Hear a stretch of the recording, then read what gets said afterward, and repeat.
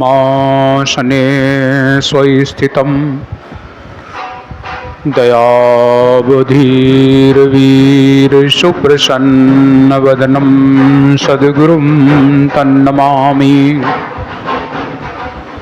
द्वये पदं द्वये भुजं प्रसन्नवदनं द्वये नेत्रं दयालं शेलीकण्ठभालूर्ध्वतिलकं श्वेताम्बरी मेखला चक्राङ्कितशिरटोपरत्नलसितं तेजोमयी विग्रहं वन्दे सद्गुरु योगदण्डसहित कबीर करुणामयम्। कबीर नामं पतितं पुनीतं युगे युगे स्वामी हरितं दुःखं दातारमुक्तं पुरुषं पुराणं चरणारविन्दं सततं नमामि। अखण्डमण्डलाकारं व्याप्तं येन चराचरं तत्पदं दर्शितं येन तस्मै श्रीगुरुवे नमः। गुरुर्ब्रह्मा गुरुर्विष्णु गुरुर्देवो महेश्वरा गुरु साक्षात् परब्रह्म तस्मै श्री गुरुवे नमः। त्वमेव माता च पिता त्वमेव बन्धुश्च सखा त्वमेव विद्या द्रविडं त्वमेव सर्वं मम देवो देवो। ध्यानमूलं गुरुमूर्ति पूजामूलं गुरुपदं मन्त्रमूलं गुरुवाक्यं मोक्षमूलं गुरुकृपा। प्रथम बंदो सद्गुरु चरण जिन यगम गम लखाया। गुरु ज्ञान दीप प्रकाश करी पट खोल दर्श दिखाया। जय कारण सिद्ध्या पचे सो गुरु कृपा से पाया। अकहे मूरत अमीय सूरत ताहि में जाय समाया। बंदो पुरुष कबीर बंदों को रस अंश को। बंदों परमात्म धीर बंदों को तरवंश को। बंदों गुरु सहते जीवाई। बंदों सात वंश अधिकाई। बंदों राय वंके जी गुरु भूपा। बंदों वंश सताजिश रूपा। बंदों गुरु चतुर्भुज स्वामी। बंदों 16 सुत सहदानी। बंदों गुरु धर्मदास अधिकारे। बंदों वंश 42 प्यारे। 4 गुरु और 9 तम अंसा। मुक्ति करें सब जग के हंसा। चूड़ामणि है पंथ के राजा। जिनके हाथ जीवन कर काजा। वंश 42 दाया कीजे, कोटि न कोटि बंदगी लीजे। प्रणमो कोटि बार कर जोरी, जिनकी दया विमल बुद्धि मेरी। बंदो गुरुपद कंजो, जरा मरण दुख नाश भो। सत्य नाम मन रंज, सद्गुरु दाया जाहि पर। सत्य नाम है सार, बूझो संत विवेक करी। उतरो भव जल पार, सद्गुरु का उपदेश ये। गुरु के चरण बंदन के, मंगल सब विधि काज। सद्गुरु कबीर महामहिमा, वर्णन करूं राखो सद्गुरु लाज। हे सद्गुरु संतन रमण, श्वेत कंज सुखधाम। सदग्रंथन प्रारंभ करूं, करिके तुम्हें प्रणाम। साहेब बंदगी साहेब। प्रातः स्मरणीय, जगत वंदनीय, जन जन के नायक, कण कण में विराजमान सत्य पुरुष परमात्मा सदगुरु कबीर साहेब, तत्स्वरूप परम पूज्य पंछी हुजूर प्रकाश मीनाम साहेब, परम पूज्य पंछी उदित मीनाम साहेब के पावन चरण कमलों में कोटि कोटि बंदगी। परम पूज्य गुरु गोस्वामी भानु प्रताप साहेब के पावन चरण कमलों में कोटि कोटि बंदगी। परम पूज्य गुरुदेव मानसी लालदास जी साहेब, परम पूज्य गुरुदेव मानसी बालकदास जी साहेब के पावन चरण कमलों में कोटि कोटि बंदगी। आज के इस पावन अवसर पर उपस्थित कड़िहार जन, संत जन, नेमी प्रेमी सज्जनों, श्रद्धामयी भक्तिमयी ममतामयी माताओं एवं बहनों, नवयुवक साथियों, वसुंधरा की गोद में खेलने वाले नौनिहाल बाल गोपालों, आप सभी लोगों को मेरी ओर से सप्रेम साहेब बंदगी साहेब।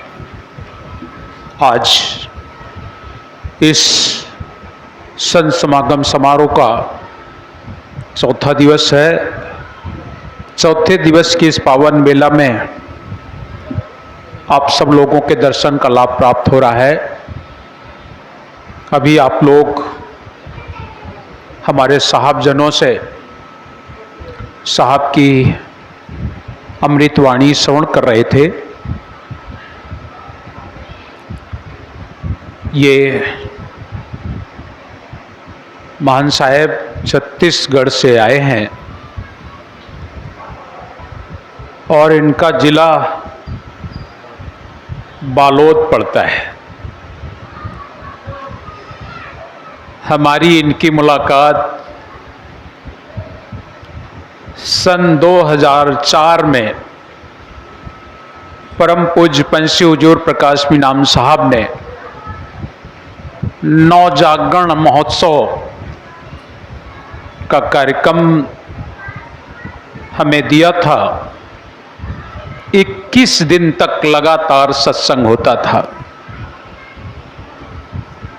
21वें दिन या 22वें दिन साहब छोटे सरकार गए थे चौका आरती करने। उस 21 दिन में नवयुवकों को जोड़ना होता था। सत्संग तो सभी लोग सुनते थे दिन भर। उस समय तो साहब की ऐसी कृपा थी कि बैठने में और बोलने में कोई समस्या नहीं थी। 12 बजे बैठ जाते थे और शाम को 5-6 बज जाए। मैंने आपको बताया ना कि इस आश्रम में तो हम 9-9 घंटे इसी मंच पर बैठे हैं। आखिरी वाले दिन 9 घंटा हो जाता है। 12 बजे बैठ जाते थे और शाम को 8-9 बज जाता था। साहब की कृपा थी। शरीर एक जैसा नहीं रहता है। उस समय और आज में बड़ा अंतर हो गया है। उस समय शरीर में एक जोश भी था साहब के प्रति, अनुराग। तो रात दिन भर तो सत्संग चलता था। इनके यहाँ बड़ी एक समस्या है कि 12 बजे से तो हम सत्संग में बैठते, क्योंकि हमारा कहना है हम एक ही बार बैठते हैं। इनके यहाँ 2 बार बैठते हैं सत्संग में लोग। सुबह बैठते हैं 9 से 11 और फिर बैठते हैं 2 बजे के बाद, 3 बजे के बाद। लेकिन हम गए तो हमने कहा ये मेरे से नहीं हो सकता है, हम एक बार बैठेंगे और जितना चाहो उतना। 12 बजे से 6 बजे तक सत्संग चलता था और इसके बाद भोजन वोजन करने के बाद रात्रि में नवयुवकों को बैठाना होता था। गांव के सभी नवयुवकों को बुलवाया जाता था गांव वालों की तरफ से, और बुला करके फिर उनसे प्रश्न होते थे। नवयुवकों से कहा जाता था तुम्हारे पास कोई भी प्रश्न हो धर्म से संबंधित, हम उसका उत्तर देंगे। ये साहब का कहना था। क्योंकि बच्चे जो है नवयुवक लोग होते हैं, इनके मन में भ्रम पैदा होता है, ये धर्म के कारण बटे हुए होते हैं। तो इनके यहाँ फिर हमें बैठना होता था और रात को 9 बजे से सभा शुरू होती थी और फिर नवयुवकों के बीच में, जानते हुए नवयुवक तो बड़े उल्टे सीधे प्रश्न करते थे। सीधे सीधे प्रश्न नहीं करते हैं लोग, तो कुछ लोग सीधे सीधे प्रश्न करते हैं, लेकिन नवयुवक जो होते हैं बड़े टेढ़े मेढ़े प्रश्न करते हैं। तो फिर रात को कहो 12 बजे, 1 बजे, कभी कभी 2 बज जाता था। और हमारा वही कार्यक्रम है कि सुबह रात में चाहे जितने समय सोए, लेकिन जागना 4 बजे है। अब 2 बजे सो लाते थे और 4 बजे फिर जगा देते थे। और सुबह नाश्ता कराने के बाद,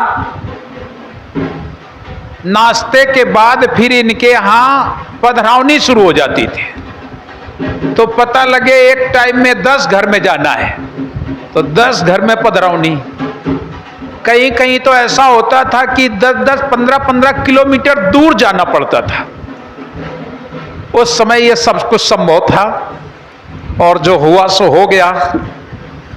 अब तो हम बैठे हैं, इतना ही बहुत है। बोलना तो छोड़ दो, अगर हम हैं आश्रम में तो इतनी ही बड़ी बात है। क्योंकि आप सबको देख के खुशी बहुत होती है और अपनी खुशी को हम रोक नहीं पाते हैं।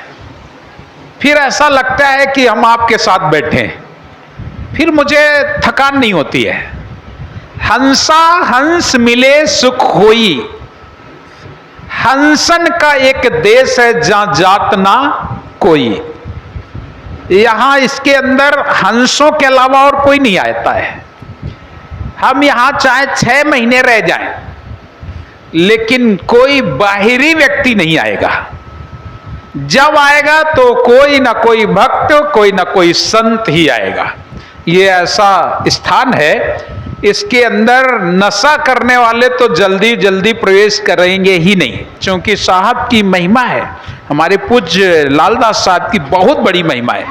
अगर शराबी शराब पी के आ जाए यहाँ और नजदीक में वहां तक पहुंच जाए, तो निश्चित है कि वो गिरेगा या परेशान होगा। इसलिए जल्दी जल्दी शराबी पहली बात तो आएगा नहीं, और आएगा तो गेट से ही साहेबंदगी करेगा और अपनी बात कहेगा चले, अंदर नहीं आएगा। यहां अंदर शराबी कबाबी जो लोग हैं और मांसाहारी भी यहां नहीं आता। वो जानता है कि साहब में बहुत बड़ी सामर्थ्य है। ये आपको समाधि जो दिख रही है, ये पूरे क्षेत्र में प्रसिद्ध है। ऐसा नहीं कि हम लोग जानते हैं, हम लोग तो बहुत कम जानते हैं। क्षेत्र के लोगों को कन्फ्यूज हो जाते हैं। आप लोग छत्तीसगढ़ में कंसुआ कहते हैं, जो हो जाते हैं। तो लोग आज भी यहां आते हैं। अब तो ये पत्थर लग गया है, नहीं तो यहां की मिट्टी को लगा करके जाते हैं और 2 दिन में ठीक। आज भी लोग यहाँ काली मिर्च रख जाते हैं, लगाने के लिए रख जाएंगे, दूसरे दिन उठा ले जाएंगे, उसको फिर लगाएंगे या यहाँ की रज लगाएंगे। इसलिए भी और इसके अंदर एक और बड़ी बात है कि इस आश्रम के अंदर कोई दूत भूत प्रेत की जो बाधाएं लोग कहते हैं वो इसके अंदर नहीं होती हैं। ये इनकी कृपा है, ये इनकी कृपा है। कोई भी यहां पहली बात तो आएगा नहीं, और अगर आ गया तो शांतिपूर्वक बैठेगा। थोड़ी बहुत देर अगर उसकी इच्छा है तो हाल झूल ले, लेकिन बाद बाकी उसको यहां जगह नहीं है। यहां तो केवल हंसों की जगह है, संतों की जगह है, भक्तों की जगह है, वही लोग आते हैं। तो इनके यहां हम बहुत संघर्ष किया। तब इनके यहां एक गांव में फिर नवयुवक मंडल बनाते थे, फिर दूसरे गांव में, फिर तीसरे गांव में। उसी बीच में इनकी हमारी मुलाकात हुई, इनकी हमारी मुलाकात हुई और इनके यहां जाना भी पड़ा। इनके गांव में भी 3 दिन का कार्यक्रम रखा गया। मुझे आज भी याद है कि इनके गांव में कार्यक्रम जब हुआ तो एक सुंदर सी जगह, लंबे लंबे लोग बैठे थे काफी दूर तक। तो जब हम मांस मदिरा की बात कर रहे थे तो आज मुझे याद है कि वहां एक इनका जहां कार्यक्रम स्थल था वहां पर एक अंडा बेचने वाला लोग ठिलिया लगाता था। तो जब हमने वहां सत्संग किया तो वो हमको उल्टा सीधा बोले, ये जाने कहां से आ गए, मतलब ऐसा अपनी भाषा में कुछ भी उल्टी सीधी बातें करना। मांस, चूंकि वो मांस बेच रहा और हम उसका विरोध कर रहे हैं। तो हमने मंच से ही एक बात कही थी, हमने कहा भाई अभी तुम्हारी इतनी हिम्मत नहीं है कि तुम यहां तक आ जाओ, वहीं जो भी कहना हो कह लो। बात बाकी सच तो यह है कि मांसाहारी मानवा प्रत्यक्ष राक्षस जान, इनकी जो संगत करे होए भक्ति में हानि।